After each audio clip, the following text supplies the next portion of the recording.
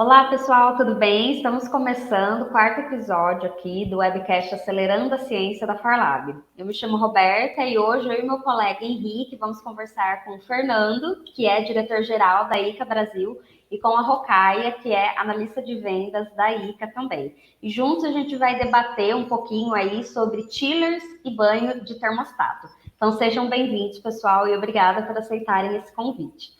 Então, vamos conversar um pouquinho com os nossos convidados. A primeira pergunta eu vou fazer para o Fernando. Então, Fernando, qual que é a diferença do chiller para o banho termostato?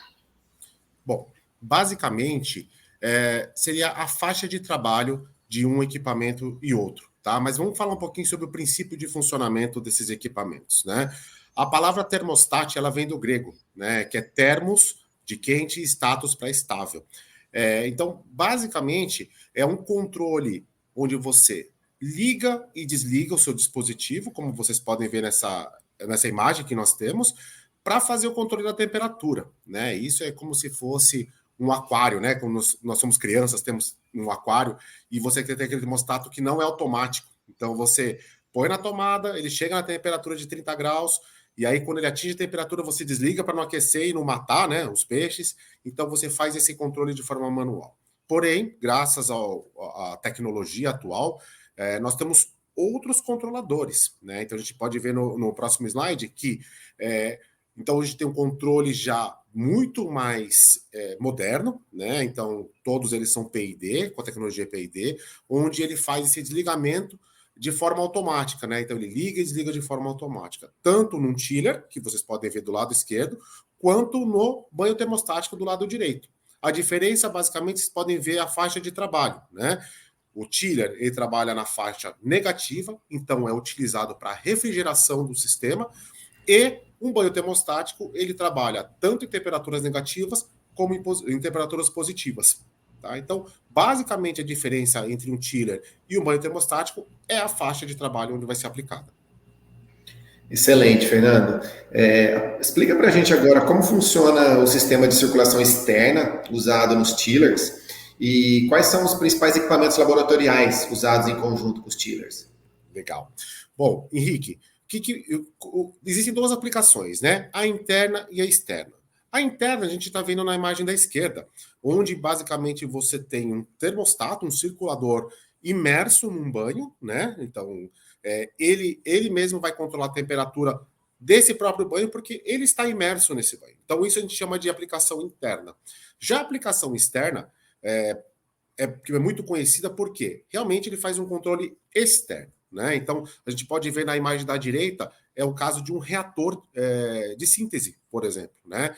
Então, você pode ter tanto um chiller, né, como também um banho termostático, fazendo o controle da temperatura de um ambiente externo. Nesse caso, o vaso de reação. Né? Então, nós temos um reator encamisado, onde ele circula o fluido, né, de dentro do banho termostático ou chiller, para dentro do reator, e ele faz o controle dessa temperatura no vaso de reação. Então, isso é uma aplicação externa. Perfeito. As aplicações, a gente pode ver, são várias, né? Então, aplicações externas. A gente pode utilizar um chiller, por exemplo, para um evaporador rotativo, como vocês estão vendo, é amplamente utilizado, né? Reatores, então, como a gente já viu. Pode também utilizar um chiller para ele fazer a refrigeração de uma câmara de moagem. Então, vamos falar que existem amostras aí que elas são muito sensíveis à temperatura. Então, você vai fazer uma posterior teste, por exemplo, de degradação, né? Onde você faz o teste de umidade. Então, quando você faz a moagem, gera aquecimento. Então, você pode refrigerar a camisa do moinho para fazer a refrigeração e fazer com que a temperatura não suba. Né? Então, essa é uma outra aplicação. Incubadoras, né? Então também temos testes de extração, condensadores, né? Então são dispositivos que necessitam de termostatização e para isso a gente pode utilizar um chiller. Ótimo, muito bom. Agora eu vou perguntar então para a Rocaia. Rocaia, quais são os principais diferenciais do chiller de recirculação, o RC2 Lite da ICA, que é um produto compacto e que a gente acredita que tem um grande potencial aqui no Brasil? Exatamente, Henrique. Então, o RC2 Lite ele é muito potente, apesar de ser um chiller realmente um pouco menor. Ele tem uma potência de 400 watts. Ele é indicado para aplicações externas, como o Fernando acabou de indicar. A faixa de trabalho dele é de -10 até a temperatura ambiente. Ele possui um reservatório interno de 1 a 3,5 litros e também interfaces de comunicação USB e RS-232 para conexão com o software, por exemplo. No próximo slide, nós temos também outros diferenciais. Ele possui um indicador de nível de fluido iluminado, então, conforme o usuário encher essa câmara, ele consegue acompanhar até o reservatório ficar completamente cheio. Existe também um filtro de fácil limpeza, então, toda vez que o equipamento é operado, algumas partículas que vêm do ar, elas ficam retidas nesse filtro, e aí o usuário consegue retirar, fazer uma simples lavagem e depois reutilizar.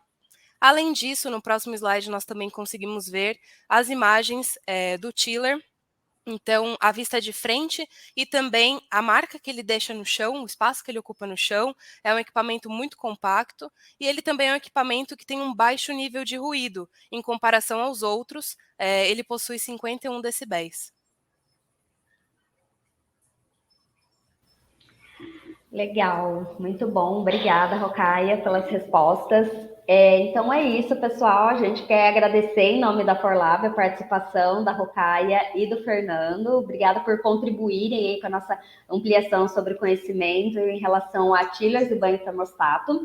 E você que nos acompanhou até aqui, obrigada também por você, né, ver esse episódio e continue nos acompanhando, que em breve teremos mais episódios no webcast Acelerando a Ciência. É isso, obrigada e até a próxima.